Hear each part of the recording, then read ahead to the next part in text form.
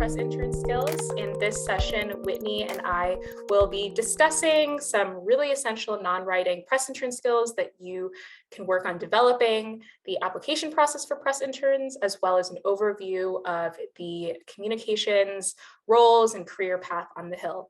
My name is Haley. I am the communications aide and chief clerk for the House Committee on Veterans Affairs, and I am joined by Whitney, who is the amazing communications designer for the Office of the Clerk.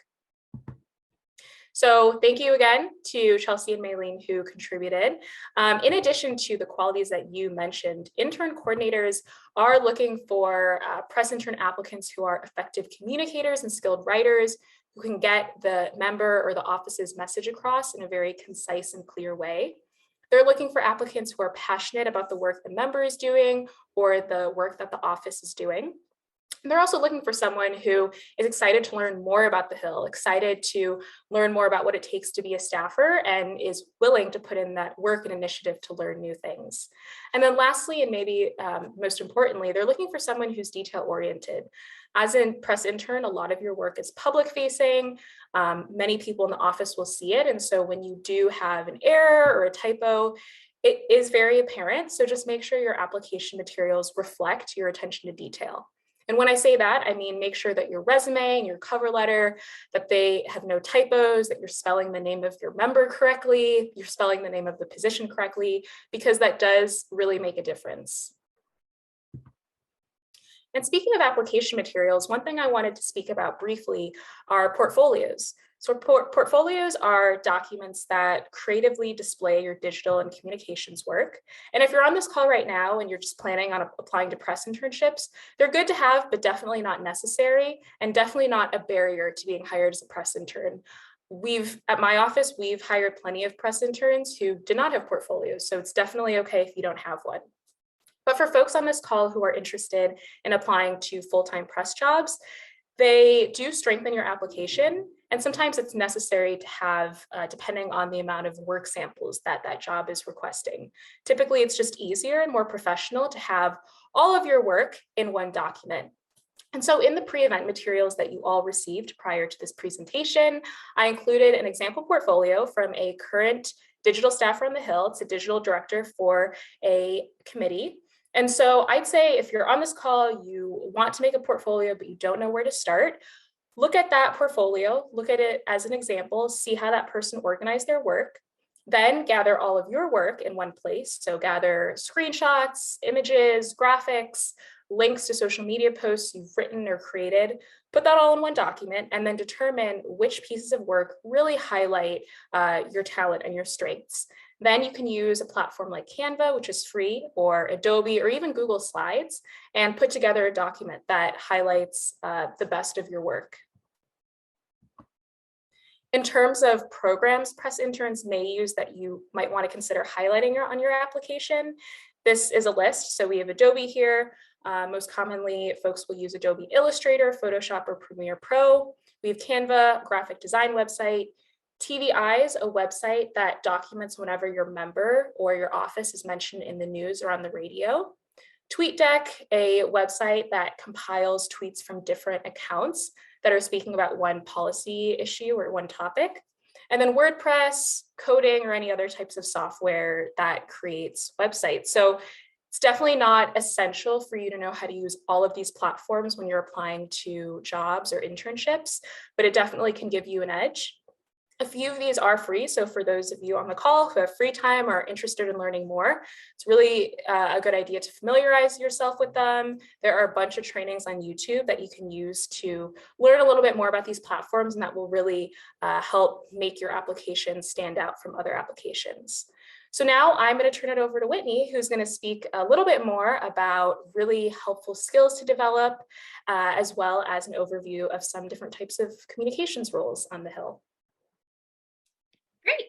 Thank you, Haley. So as Haley said, I'm Whitney Wyszynski, and I'm going to pick up here with non-writing skills to develop. So I'd like to highlight just a few skills for you to focus on developing. And I know this is quite the list. It might even seem overwhelming. You might be thinking, do I need all of these skills? The answer is no, but There are many facets of communications that you might not think of, and it's important to expand your understanding beyond the traditional skills associated with Hill communications roles, such as writing press releases and managing social media accounts. For example, as you see here, project management. That's something that when I was an intern, I would create schedules or plans for executing projects. And often my supervisors would comment on it as just being a sign of me being well organized or my personality or how I think. But it wasn't until several jobs later that I learned that project management is a skill. And like anything else, you can study and improve it. I started taking project management classes and gaining tools for dividing work, planning tasks, and leading projects. So consider how tasks you're doing in your internship might fall under a bucket of skills you could further develop. So if you design an email header, graphic design. If you create the physical floor chart, printing it and mounting it on poster board, maybe production. If you introduce your member at a town hall, public speaking. Or crunch numbers on constituent responses, data analysis. Next slide. So think about what excites you. Next slide, thank you. And what holds your interest. I mean, spend some time thinking about what you enjoy and what you naturally are drawn to. So if in your spare time you're on YouTube and you're thinking about how a video was shot or edited, maybe that's something you should explore further. Or if you listen to a lot of podcasts and you notice that there's a gap in the audio or one bit's a little louder than another bit, then perhaps you should dig into audio editing. Next slide. And then once you decide what are the skills that I want to develop, it's time to learn. There's several websites that offer free web courses. And if you're interning in the house, thanks to CAO, you can take courses through LinkedIn Learning. Next slide. The House Library offers classes on using GIS mapping software. Next slide. Or research. This is another skill that people think, oh yeah, I can research, I know how to Google. But to be an adept researcher, you have to know what database is the best for what you're looking for and how to perform a search that yields results quickly and correctly. That is a skill. Next slide. And look outside the box. You can join communities on Reddit where you learn about resources, you find relevant articles, you can ask questions of people with the same interest. Or here's one of my favorite resources for better understanding graphic design, Hack Design, where each week you receive an email teaching you foundational design concepts. Many products even offer their own free tutorials. Adobe has a treasure trove of videos for beginners and more advanced users. So when you think about your future and career opportunities on the Hill, don't just think about press assistant, press secretary, communications director, digital director. Think about all these other roles that are in the House and Senate, such as editor, graphic designer, audiovisual specialist. And think about other legislative branch organizations. Expand your search to nonpartisan legislative branch offices, such as the Secretary of the Senate, the Library of Congress, and the Congressional Budget Office. Refer to your pre-work materials for this session, linked in the email, for more information about each of these offices. All right, so we've saved some time for Q&A, and also you'll see here, Haley and I have both provided our contact information. So if you would like to connect, or if you have more specific or more offline questions to ask, please feel free to contact us following this session.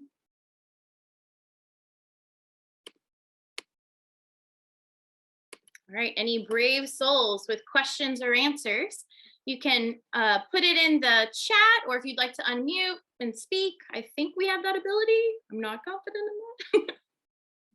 Yes, if anyone has questions about what we presented on, or for folks here who are hoping to find a press internship on the Hill, just let us know. We're happy to help and be a resource for all of you.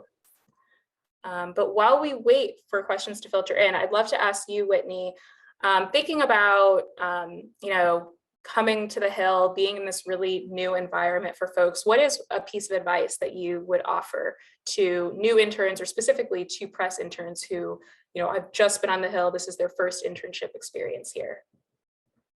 Yeah, well, I think the best advice I received when I was in those shoes is just don't be afraid to ask questions. I think, on the Hill, there might be this idea. It's like you don't want to ask because then it shows you don't know something or you're embarrassed. I know, but just ask anything, anything that comes to mind. I was always just asking questions or Googling or researching or trying to figure it out. And then I also think learning who the best person is to ask questions. So one is having that courage and confidence to ask, and then knowing who to go to. So if I didn't know, I would go to someone and be like, this is the issue I have. Who should I talk to about that? And then they'll connect you, because I think that's a natural way for you to start to meet other people and really connect and understand the full ecosystem of the Hill.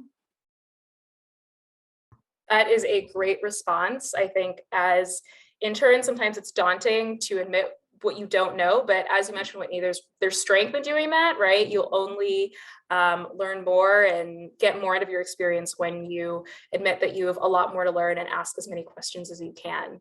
And while you were speaking, I saw a few questions coming in terms of how you can access the slides or recordings after the session is over. That will be emailed out to everyone who signed up.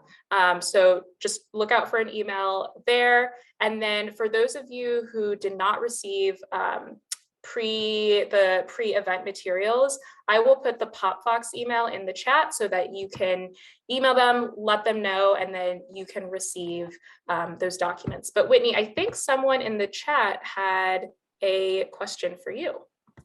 All right, so this question says, one of the tips in the networking/job session last week was pick a side and climb the ladder working with one party. How do you find your way to the nonpartisan offices? That is both a great question and obviously something I'm very passionate about, because I've worked in nonpartisan spaces and I think it's important to work in nonpartisan spaces. And I'll tell you, at this point, I've been here 7, 8 years or so, and you still you got to come to this side, you got to come to this side. I have friends on both sides. And I think it's important to know that there is a third path. It's not as obvious and people don't talk about it.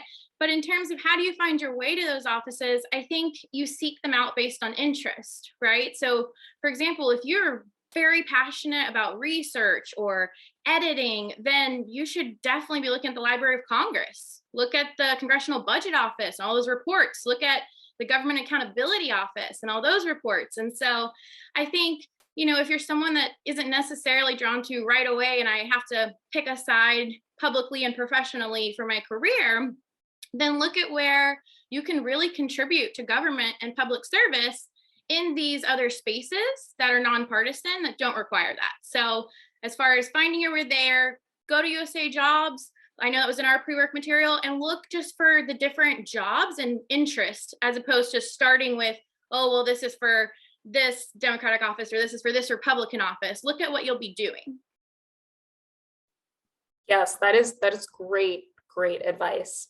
I saw another question come in, and before I answer that, I'm actually going to send out the PopFox email for the person who asked about making sure they have access to all the documents. But I see Maylene asked, how do you stay up to date with current events on the Hill while prioritizing your own responsibilities? That is a great question, because as you all know, so much happens on the Hill. There are so many different events and hearings and bills that are just happening every single day. For me specifically, I try and reserve a little bit of time at the beginning of the day and at the end of my day to read the news, to stay updated and informed on what's happening. So for me, that looks like listening to NPR's Up First podcast. That's super helpful for me. It's just the news distilled into about 8 to 10 minutes. My office's clips are also really helpful for me. So that's an email that's sent out around to our staff that has a list of articles that I've mentioned. Because I'm from the House Committee on Veterans Affairs, it mentions our chairman. Any articles that mention him, the veterans policies, and so that helps me stay updated on kind of the issue areas that I cover. And then I receive a ton of press releases throughout the day, and I try and put that in one folder. And before I log off, I try and find some time to quickly review those. But Whitney, did you have any other thoughts or ideas on this? I think that's a great answer. Similarly to Haley, I just block off time at the beginning of the day and end of the day, and it might be early and it might be real late, but at some point getting that in. And the only other thing I add is remembering that in most of these roles, you're part of a team. So, you know, on our team, for example, you kind of fall into natural interest. So if something happened with this committee, we know this person's going to share it.